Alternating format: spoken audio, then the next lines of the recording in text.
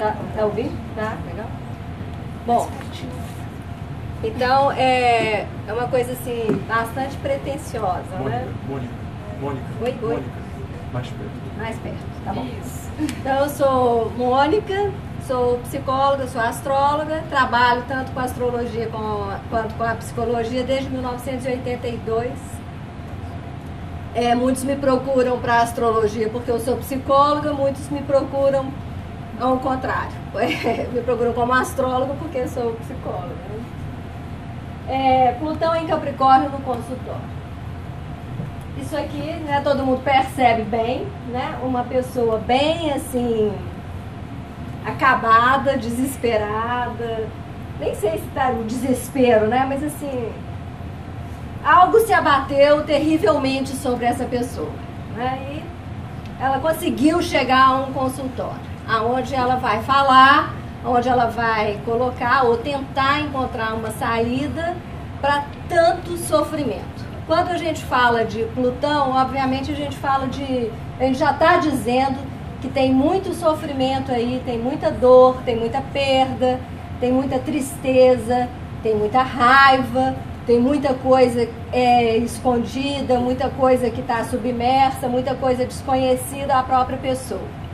Eu achei interessante que desde que Plutão entrou em Capricórnio, eu comecei a receber vários clientes, né?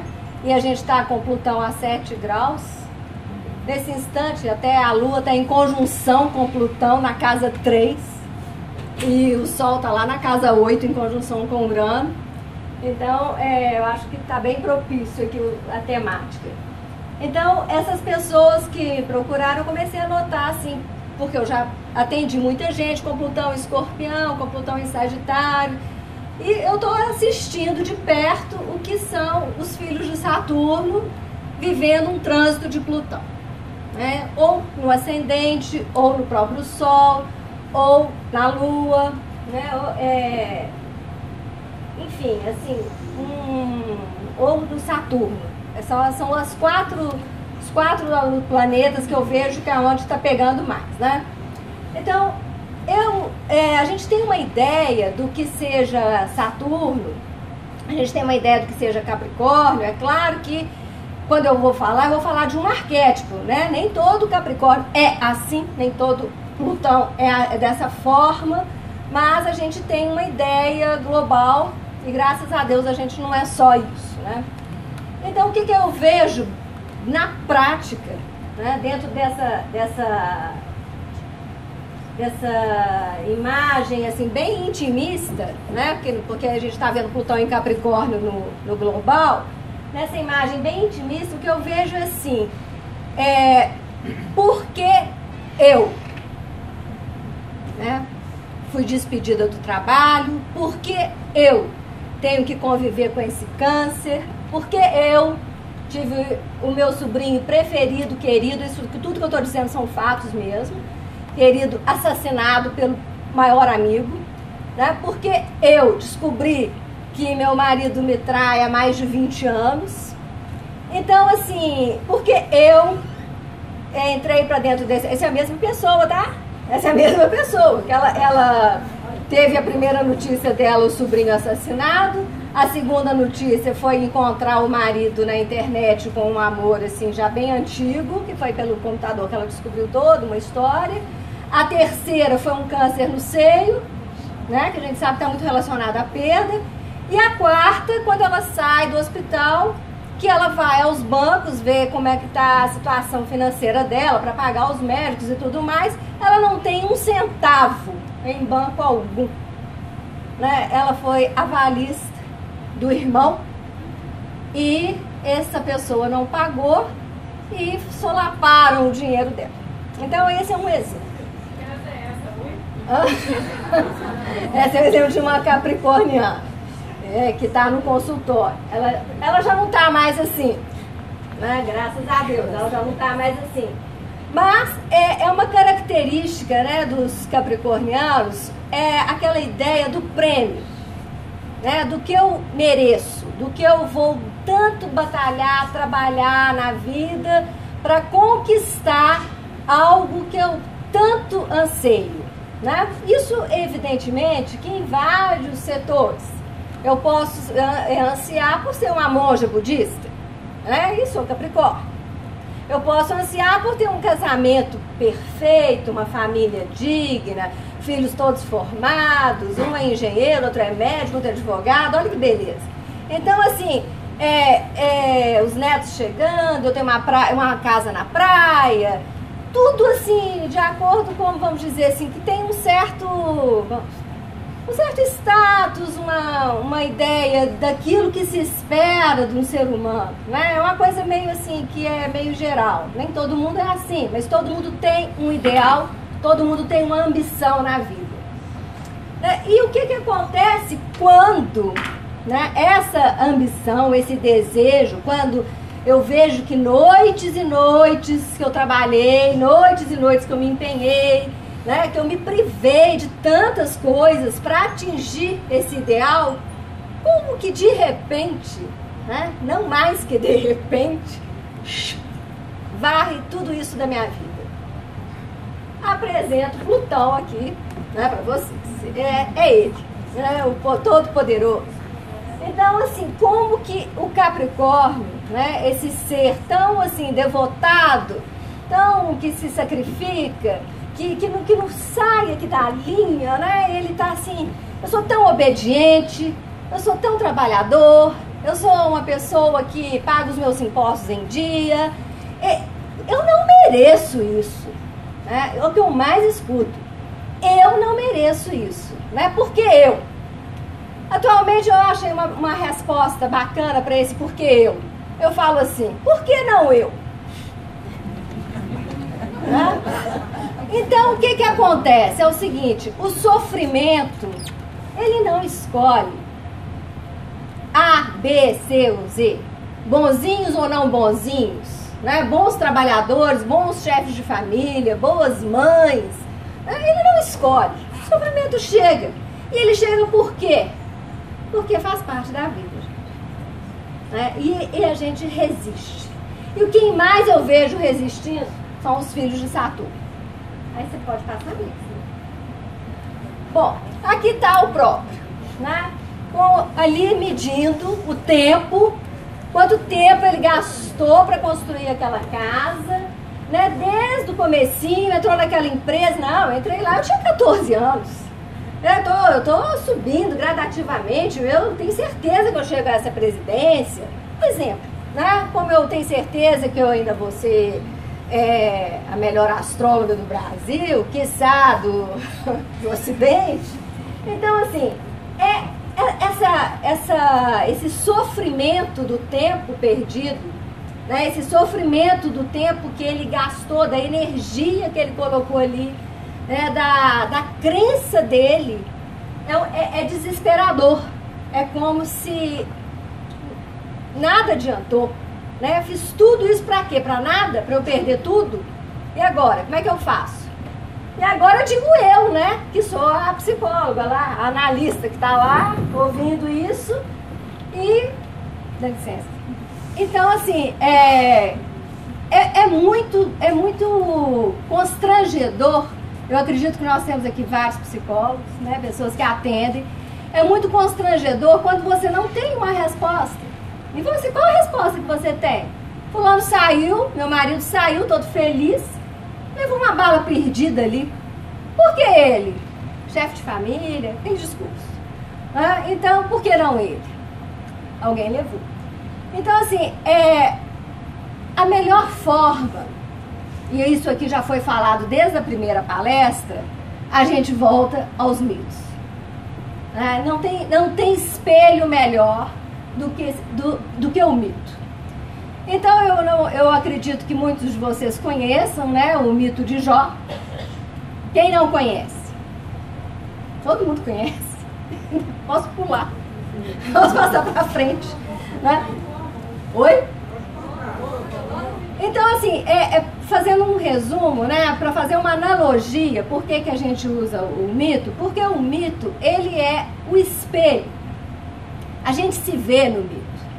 E isso é muito acalentador. A relação do espelho, ela é muito boa. você vê que não é só com você, né? Então, assim, outros também passam por isso. E o mito de Jó, eu acho que é assim, uma coisa bem extremada, mas ele reproduz muito fielmente isso. E olha como que foi acontecer a história com Jó.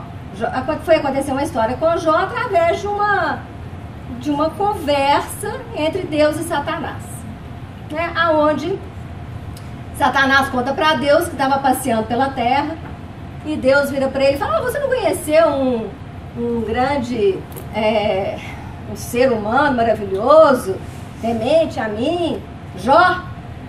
Aí Satanás ele tem um reinado maravilhoso, ele tem muito dinheiro, muito poder, ele tem filhos maravilhosos, etc, etc. Né? Uma pessoa rica, materialmente, espiritualmente. Satanás vira para ele e fala: grandes coisas.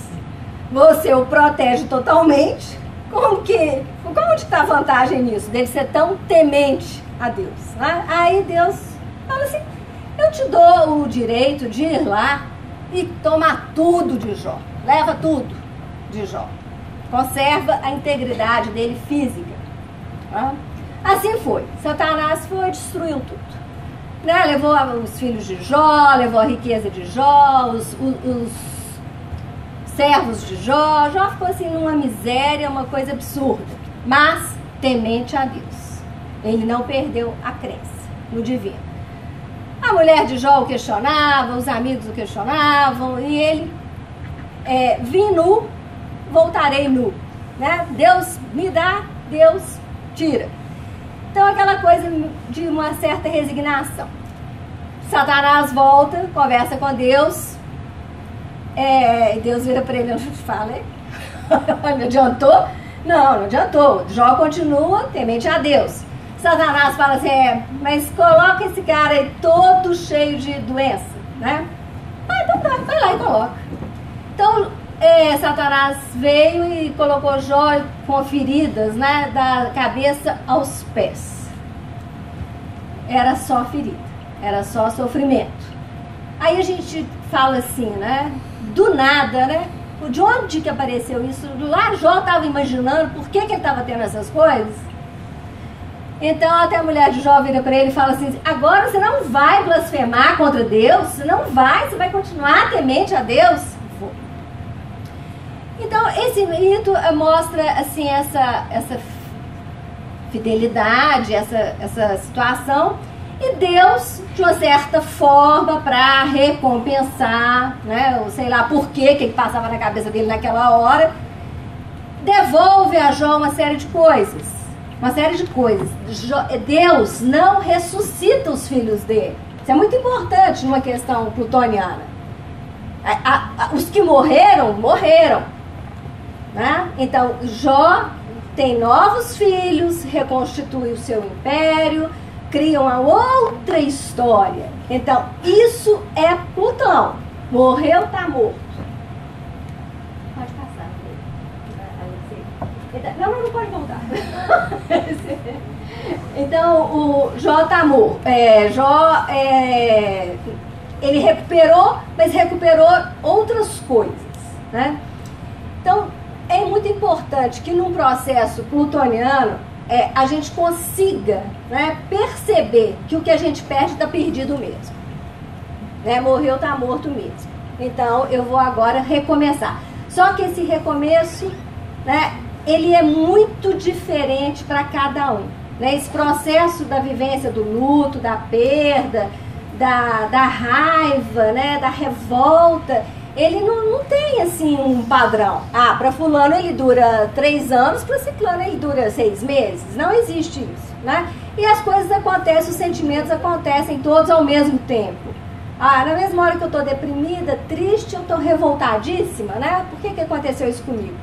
Isso também nos faz pensar, né, que nessa coisa da bondade, né, nessa dualidade, né, da bondade e do pecador. Porque na cabeça da gente, a gente fala isso mesmo: nossa, meu Deus, mas isso foi acontecer. Ele não merecia passar por isso. A gente fala isso a toda hora, a todo minuto. Ou então um outro que acontece alguma coisa: Mas também, né, o cara era um tremendo de um safado, que não sei mais o que, não sei mais o que. Quando isso não tem nada a ver.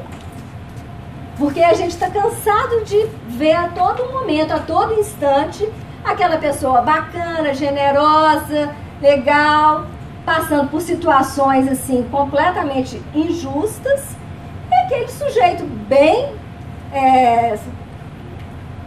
sacana, seja lá o nome que for, né? Saindo assim, imune, e vai tudo bem. Isso é uma coisa complexa, porque isso vai em encontro a algumas religiões, né? O que eu estou dizendo aqui, porque eu não quero mexer com religião, porque várias religiões vão explicar isso de formas bem diversas, né? Então, Jó foi um exemplo. Eu vou passar para a próxima, né? Que é um outro mito que também trabalha essa coisa da perda, que é o mito de Orfeu e Eurídice, que eu acredito também que todo mundo aqui conhece. Todo mundo conhece? Então, Orfeu era a gente não sabe se ele era meio deus ou só humano, né? Tem essa dúvida aí na sua, no seu nascimento, mas ele era um espetáculo. Era um sujeito que tocava de uma forma magnífica, que encantava a todos por onde ele passava, né? Dizem que quando ele tocava a lira, a água parava para escutar, né? Quando ele passava tocando a lira, as árvores saíam da terra e as pedras para acompanhar Orfeu. Imagina, era uma perfeição. Então Orfeu se apaixona e fica perdidamente apaixonado por Eurídice, se casam e acontece uma tragédia, né? De novo, do nada, né? Quando eu digo do nada, hoje essa expressão ela é muito usada, né? Do nada, Eurídice foi picada por uma serpente e morre, né? Olha que coisa injusta, com um homem que faz a água parar, né? Então assim, Orfeu fica muito desesperado, né? Porque perdeu o grande amor da vida dele. E ele vai até Hades, vai no templo dos mortos, onde nenhum ser vivo entra. Orfeu entra. Por quê? A lira, né? Caronte ficou assim, perplexo. Então deixa passar, faz de conta que é morto. Cérbero, o cão de 3 cabeças, que é o guardião, vamos dizer assim, também fica pasmo. E até o próprio Hades, né? A Hades se comove. Provavelmente ele se comoveu, já que ele diz para Orfeu: tudo bem, então eu vou fazer o quê? Eurídice vai ser sua sombra, né? O que a gente imagina aí, uma ressurreição, né, de um morto, e ela vai te acompanhar, só que você não pode olhar para trás. Se você olhar para trás, essa sombra, né? Tá aqui o primeiro ali, os dois bem se amando ali, né? Aí ele tá vendo Orfeu carregando Eurídice morta. Lá em cima ele pedindo pelo amor de Deus para Hades, né? E aqui é quando vem a dúvida, que é o que nós seres humanos a gente vive constantemente com a dúvida, né? Será que Hades não me enganou? Né? Será que Eurídice está atrás de mim mesmo? Ele olha para trás e cadê Eurídice? Morre pela segunda vez, não é isso? Então esse morrer pela segunda vez, o entendimento que eu tenho disso é o seguinte: não adianta, morreu, né? A gente quer perpetuar as coisas, né?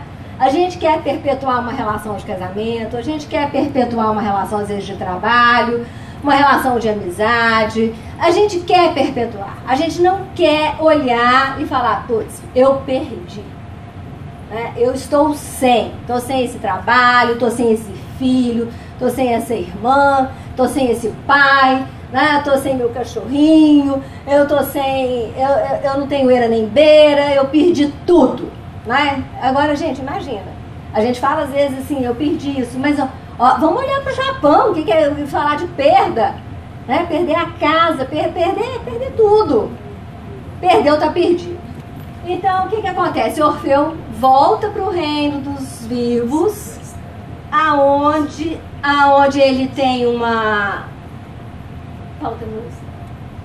Ele volta para o reino dos vivos, aonde ele tem, assim, um resto de vida, vamos dizer assim. Ele vive com dignidade, né? Ele vive tocando e ensinando as pessoas os mistérios da vida e da morte, sozinho.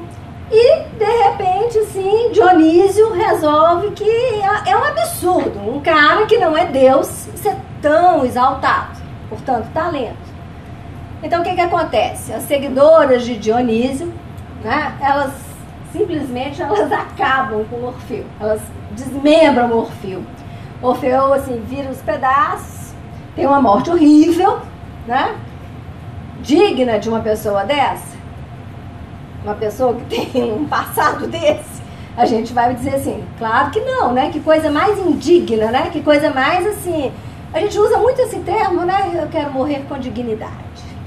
Como se a gente pudesse escolher. Como se a gente pudesse, assim... eu quero morrer dormindo. Quem aqui não quer morrer dormindo? Me conta. Então, Orfeu tem essa morte, né? E aonde ele é enterrado, diz o mito, ele é onde os rouxinóis cantam da forma mais maravilhosa do universo. Novamente, a gente está diante da injustiça, diante da fatalidade, né? Eurídice tinha que morrer picado por uma cobra. Diante de uma fatalidade, diante da insegurança. Ele não acreditou em Hades, né? Diante da insegurança, da dúvida, da incerteza. E depois, diante de uma morte muito pouco digna, né? Para alguém que fazia o que fazia. Agora, a questão do Plutão no consultório, eu vejo o seguinte, que os mitos, a gente tem essa relação de espelho.